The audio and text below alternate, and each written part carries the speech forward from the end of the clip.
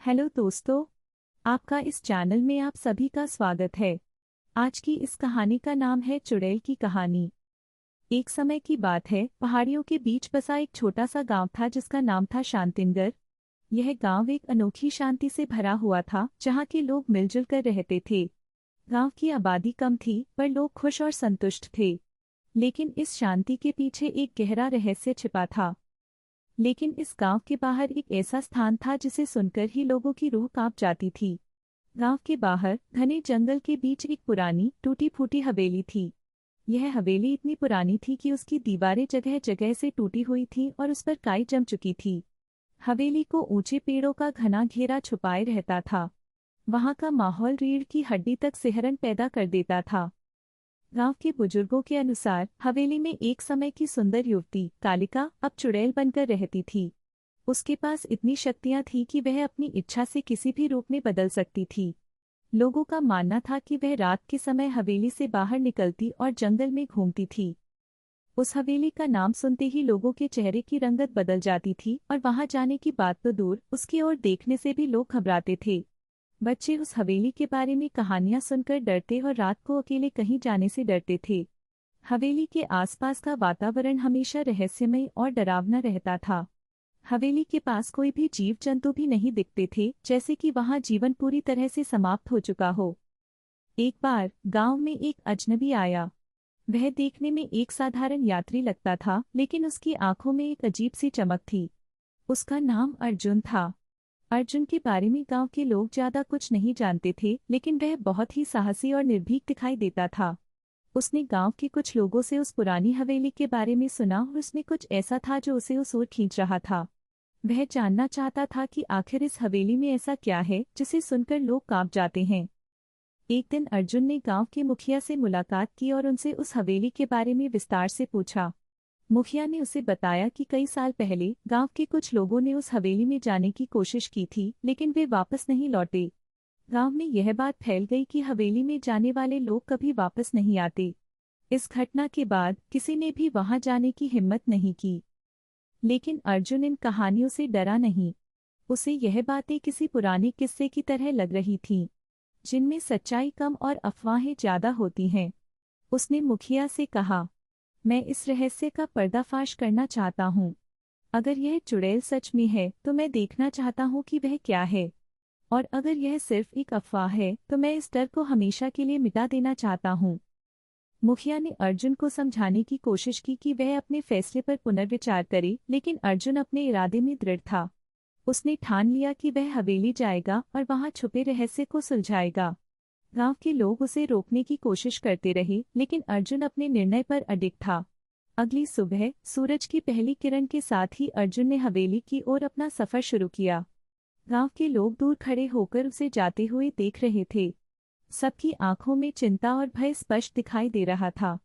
हवेली की ओर जाते हुए अर्जुन ने महसूस किया कि जैसे जैसे वह हवेली के करीब जा रहा था, वातावरण में एक अजीब सी घुटन बढ़ती जा रही थी।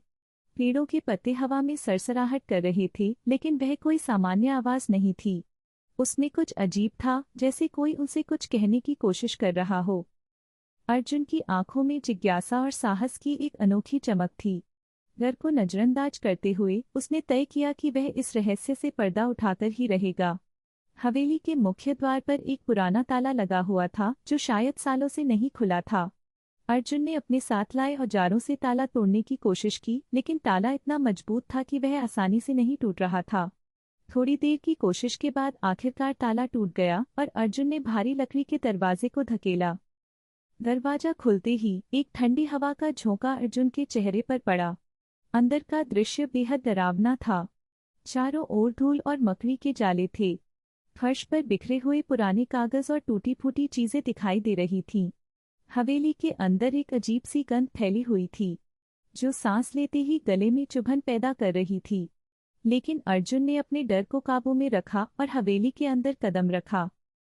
अर्जुन ने जैसे ही अंदर कदम रखा, उसे महसूस हुआ कि हवेली की हर दीवार के पीछे एक अदृश्य नजर उसे घूर रही थी। कभी कभी उसे ऐसा महसूस होता कि कोई उसके पास से गुजर गया हो, लेकिन जब वह पीछे मुड़कर देखता तो वहां कुछ नहीं होता। हवेली के अंदर एक बड़ी सीढ़ी थी जो ऊपर की ओर जा रही थी। अर्जुन ने तय किया कि वह ऊपर जाकर देखेगा कि वहाँ क्या है। जैसे ही वह सीढ़ियाँ चढ़ने लगा, सीढ़ियाँ चरमराने लगी, मानो वे बहुत पुरानी और कमजोर हो चुकी हों। सीढ़ियों का हर कदम एक नई सिहरन पैदा कर रहा था। जब वह ऊपर पहुंचा तो उसने देखा कि वहां एक बड़ा हॉल था जिसमें एक पुरानी झूला कुर्सी थी। कुर्सी हिल रही थी लेकिन वहां कोई नहीं था। अर्जुन ने ध्यान से चारों ओर देखा लेकिन उसे कुछ भी अजीब नजर नहीं आया। तभी अचानक अर्जुन को एक दरवाजा दिखाई दिया जो हल्का सा खुला हुआ था। दरवाजे के पीछे से हल्की रोशनी आ रही थी जो कि इस अंधेरी हवेली में काफी असामान्य थी। अर्जुन ने धीरे धीरे उस दरवाजे की ओर कदम बढ़ाए। उसके हर कदम के साथ उसके दिल की धड़कनें तेज हो रही थीं। जब उसने दरवाजे के पास पहुंचकर उसे खोला तो उसके सामने का दृश्य देखकर वह चौंक गया। अर्जुन के सामने का दृश्य उसकी उम्मीदों से परे था। दरवाजा खुलते ही उसे एक छोटा कमरा दिखाई दिया जो बाकी हवेली की तुलना में साफ सुथरा और व्यवस्थित था। कमरे के बीचों बीच एक पुराना लकड़ी का बिस्तर था जिस पर सिलवटों से भरी एक चादर पड़ी थी। बिस्तर के पास ही एक छोटी सी मेज थी जिस पर एक तेल का दिया जल रहा था। दिए की रोशनी में अर्जुन ने कमरे के एक कोने में एक पुरानी तस्वीर देखी। उसने धीरे धीरे उस तस्वीर की ओर कदम बढ़ाए और देखा कि वह तस्वीर किसी युवती की थी जिसकी आंखों में एक अजीब सी उदासी थी। तस्वीर के नीचे लिखा था चंद्रा। तभी अर्जुन को कमरे के एक कोने से किसी के सिसकने की आवाज आई। उसने ध्यान से उस दिशा में देखा लेकिन वहां कोई दिखाई नहीं दे रहा था। अर्जुन का दिल तेजी से धड़कने लगा लेकिन उसने अपने भय को काबू में रखते हुए आवाज की दिशा में कदम बढ़ाए। कमरे के एक कोने में एक पुराना अलमारी था जो थोड़ी खुली हुई थी। अर्जुन ने धीरे से अलमारी का दरवाजा खोला और उसे अंदर एक पुराना डायरी दिखाई दी। उसने डायरी को उठाया और उसे पढ़ने लगा। डायरी में लिखा था, आज मैं बहुत अकेली हूँ।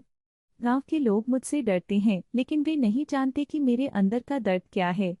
मैंने कभी किसी को नुकसान नहीं पहुंचाया लेकिन फिर भी लोग मुझे चुड़ैल समझते हैं। मैंने अपने जीवन का अधिकांश हिस्सा इस दर्द के साथ बिताया है कि मैं यहाँ किसी की नहीं हूँ। जब उन्होंने मुझे गांव से बाहर निकाला तब मैंने सोचा कि शायद जंगल में मुझे शांति मिलेगी, लेकिन यहाँ भी मुझे सिर्फ तन्हाई और डर का सामना करना पड़ा। अर्जुन ने जैसे जैसे डायरी के पन्ने पलटे उसे चंद्रा के जीवन के कई पहलू जानने को मिले। चंद्रा ने अपनी डायरी में बताया था कि कैसे वह एक समय में गांव की सबसे सुंदर और बुद्धिमान युवती थी। वह जड़ी बूटियों की जानकार थी और लोगों की बीमारियों का इलाज करती थी। लेकिन उसकी यह जानकारी और उसकी सुंदरता लोगों के लिए जलन का कारण बन गई। धीरे धीरे लोगों ने उसके खिलाफ अफवाहें फैलानी शुरू कर दी। उन्हें लगा कि उसकी जड़ी बूटियों की जानकारी असल में काले जादू का हिस्सा है। डायरी में आगे लिखा था, मुझे याद है उस दिन को जब गांव के लोग अचानक मेरे घर के बाहर इकट्ठा हो गए थे। उनके हाथों में मशालें थीं और उनकी आंखों में गुस्सा और डर। उन्होंने मुझे चुड़ैल कहा और मुझसे कहा कि मैं तुरंत गांव छोड़ दूं। मैंने उनसे विनती की लेकिन कोई नहीं सुना। वे चिल्ला रहे थे और मेरे घर को जलाने की धमकी दे रहे थे। मुझे मजबूर होकर गांव छोड़ना पड़ा। मैंने जंगल में शरण ली लेकिन मैं हमेशा अपने गांव की याद में जीती रही। अर्जुन को अब समझ में आने लगा था कि चंद्रा कौन थी और वह हवेली क्यों इतनी रहस्यमयी थी। चंद्रा एक निर्दोष औरत थी जिसे लोगों की अज्ञानता और डर ने चुड़ैल बना दिया था। वह किसी को नुकसान नहीं पहुंचाना चाहती थी, लेकिन उसकी तन्हाई और दर्द ने उसे एक ऐसा रास्ता दिखाया जहां से वापस लौटना मुश्किल था। अर्जुन ने डायरी को बंद किया और उसे वापस अलमारी में रख दिया। उसे समझ नहीं आ रहा था कि अब वह क्या करे।